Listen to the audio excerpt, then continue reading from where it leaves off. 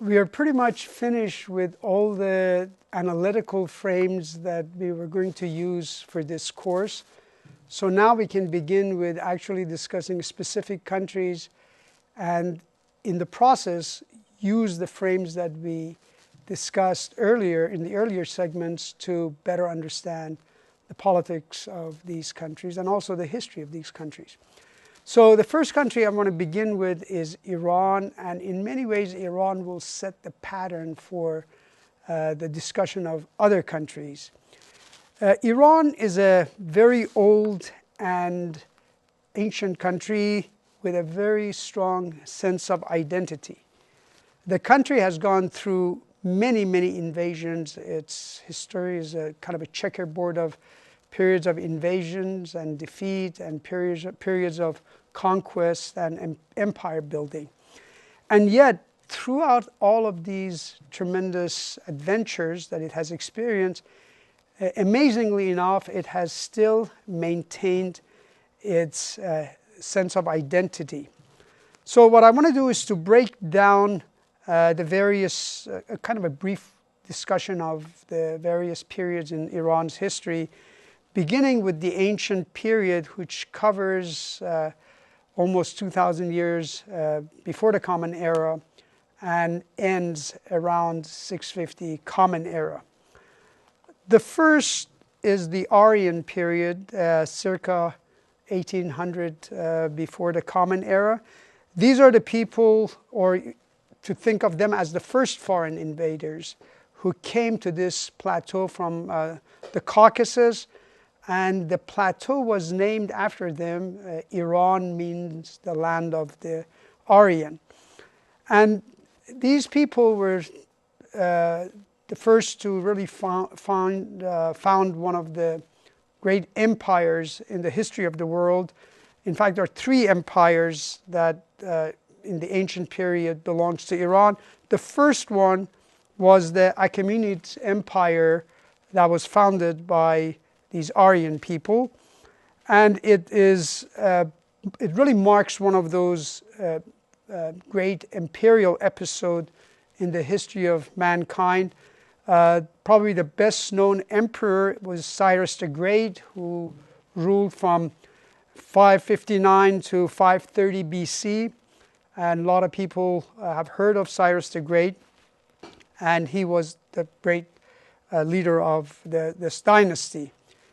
And then the next dynasty, well, actually, before we get to the next dynasty, around 330 BC, you get the other empire, the empire that was built by Alexander the Great to actually invade Iran and conquer Iran.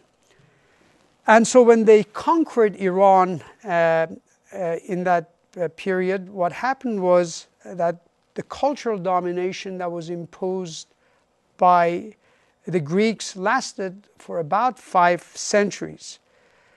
And overall, what happened was that the Greeks looked at the Iranians contemptuously. They saw them as lower races, viewed them as barbarians, and there was very little cultural assimilation that took place, and hardly any absorption as a result of the relations, or as a result of the invasion of the Greeks.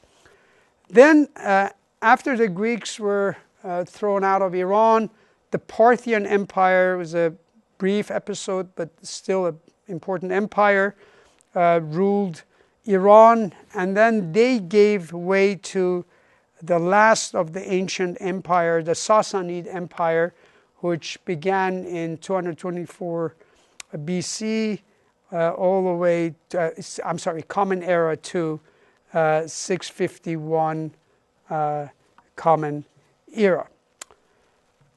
Then we move to the medieval period, and in the medieval period, what you have is one of those important invasions, the Arab invasion of the 17th century.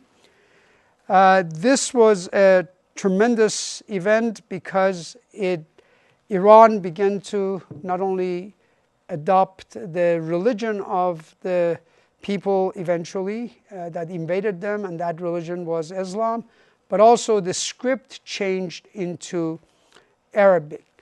Despite all these changes, Iran nevertheless maintained its very distinctive culture. And remember, that culture is as strong as the Greek culture. And Arabs as conquerors were not as contemptuous as the Greeks. They were actually absorbed. And you must remember, though, before Iran became Muslim, in the period preceding that, the state religion was Zoroastrians. So Iranians were not Muslim. They were converted into Islam as a result of the Arab invasions.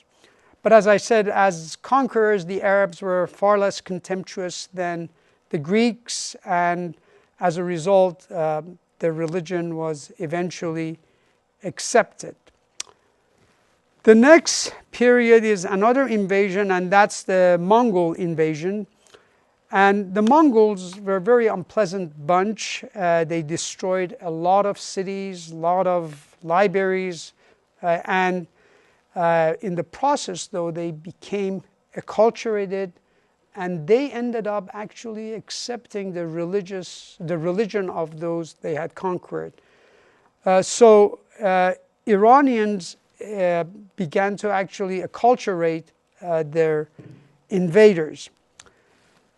Next, we get to the modern period, and I divide the modern period into three distinct periods. So the modern period 1 goes from about 1500 to 1925.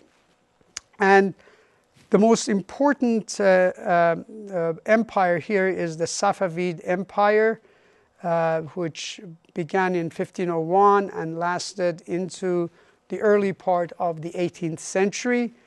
And under the Safavid, what happens is that Shiaism, that is the sect of Islam, becomes the state religion of Iran. The reason for that happening was not religious, but geostrategic. What was happening at the same time in the area was the rise of a rival empire, the Ottoman Empire. And in Islam, Muslims are not supposed to fight with each other. In the meantime, Safavid felt that the Ottoman Empire was beginning to try to dominate the area, so they wanted to confront the Ottoman Empire. So by making Shiaism the state religion, they had reasons to now challenge the dominance of the Sunnis. So Shiaism becomes a state religion of Iran. But the Safavid were a very competent group, and they, for the most part, they kept Iran territory, and they expanded to some extent. And as I said, the rule under them, there was a lot of cultural achievement that took place. And then when we move to the 18th century, that is the era that Europeans are beginning to enter Iran, to try to trade with Iran, and have a lot more influence. In many ways, the Europeans resembled the Greeks in that they saw Iranians, and in fact the whole area, as inferior. And at the beginning, the Iranians were accepting of their culture, of their values, but as events began to unfold by the 20th century, they were challenging and rejecting those cultures. And by the time you get to the Iranian Revolution, they were rejecting a lot of that culture and wanted to throw him out of the area. So the 18th century is the beginning of the European domination of Middle East and their intervention in Iran, and that lasts really until, in many ways, until the beginning of the revolution in Iran. In late 18th or most of the 19th century, Iran was ruled by a Qajar dynasty, it was Iran's sheer bad luck to have such an incompetent group of rulers ruling it at such a crucial moment in history. Because as you know, this is the beginning of tremendous change in much of the world, especially in the Western world. And one has to wonder, if you had a more competent group of people, Iran would have probably made a lot more progress than is the case today. So the Qajar dynasty ruled Iran at a very, very important juncture in its history. And as I said, its incompetence was really profound. They lost a lot of territory to Russia and to Britain. And I want to give you some idea of how much territory actually was lost by these people. This coincides with the period of the Great Game in the Middle East, which denotes a rivalry among great powers, Russia, Britain, France, the great powers at the time, competing for influence in the Middle East. And it's during this great game that Iran loses a lot of territory, both to Russia and to Britain. The map, I don't know how clearly you can see, but at the very northern part of it, you should see that Iran lost Georgia and Armenia and the Azerbaijan province, which was all part of Iran, under the two treaties. One was the Golestan Treaty in 1813, and the other one was a Turkmenchai Treaty in 1828. So if you look at Iran, on the left-hand side at the very top, those are the areas that Iran lost to Russia, because Russia at the time was an expanding empire, moving steadily downward. And then on the right on the map, when you face it, so that would be the east portion, Iran lost a lot of territories to Britain under Paris Treaty of 1857, and because of the arbitration, by McMahon's arbitration in 1905. So they're losing a lot of territory. So Iran is really shrinking in size. And also remember the Qajar dynasty, which is the ruling dynasty at this time, is up to its eyeballs with debt and mismanagement of the situation in Iran. And then let me move on now to the second period of modern era, and that's the 1925 to 1979. This is the period in which you can call it the beginning of a modern government for Iran. The Pahlavi dynasty is established in 1925, and the founder of that dynasty was Reza Shah. Reza Shah ruled not very long, until beginning of World War II. And if you recall from previous segment, we described his rule as one of authoritarian modernizer, very similar to Ataturk in Turkey. So Reza Shah is the dominant ruler, is the ruler actually, and he's running the country with the iron fist. He's grabbing the country by the bootstrap, and he's changing things in a very dramatic fashion. Later on, I will discuss the control mechanism that he used, and I can discuss that in greater detail. What I do want to mention, though, is that in 1935, in part influenced by the rise of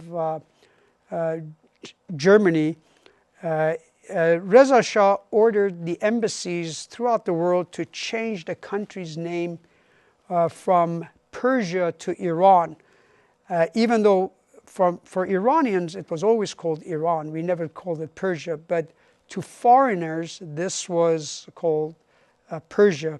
And from that point on, Iranian Foreign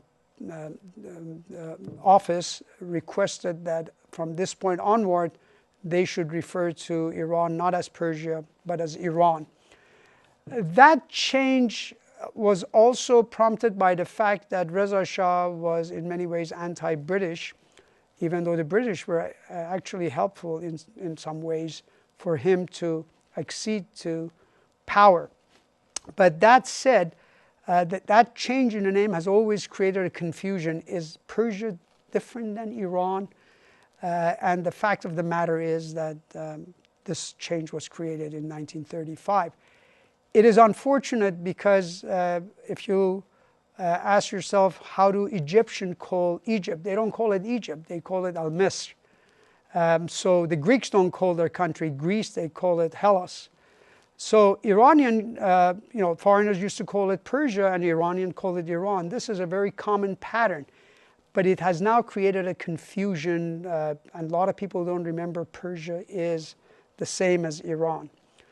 But that's now history, and Iran is the common name, and you still get some references to Persia, but not anywhere as much as you used to get in the earlier era.